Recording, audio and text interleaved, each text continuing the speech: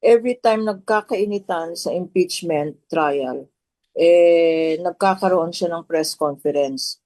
Parang parang kino-confuse ang publiko, no? Kagaya kahapon, nabalitaan natin na nag-file na naman siya ng perjury case, no? Against Madriaga sa Quezon City, no? Parang iniiba niya ang storya so that people will not focus on the impeachment. Sinasabi na naman niya na ito na naman ang issue ng flood control. Sana naman ang presidente in terms of this. Ang tanong natin, where is the vice president in all of this? No? Where are her, alam naman natin na in addition to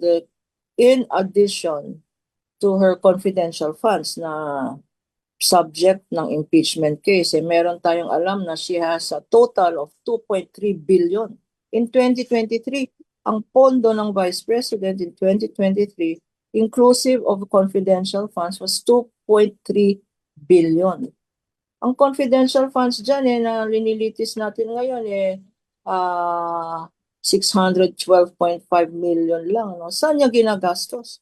Yung pondo ng Vice President. That is where we require transparency, no?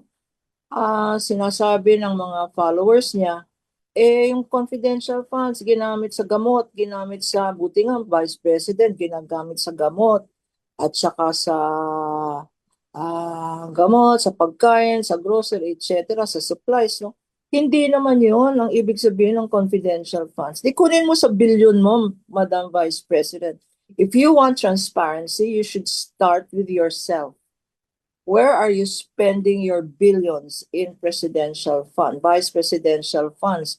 Yung budget po ni Vice President Sara Duterte na 2.3 billion at yung confidential funds niya, yung kanyang budget for 2023, yun ang pinakamalaki sa Office of the Vice President, no? At wag natin i-blame ang president or the budget or Congress for giving her confidential funds. Ibig sabihin ba, pag binigyan ka ng confidential funds, regalo yan sa iyo, Madam Vice President. Hindi po yan regalo sa iyo. Public funds pa rin yan. So, if you are pointing a finger at all other government agencies, there are three fingers pointing back at you. So you start with yourself and start with presenting yourself accounting for public funds in the impeachment court.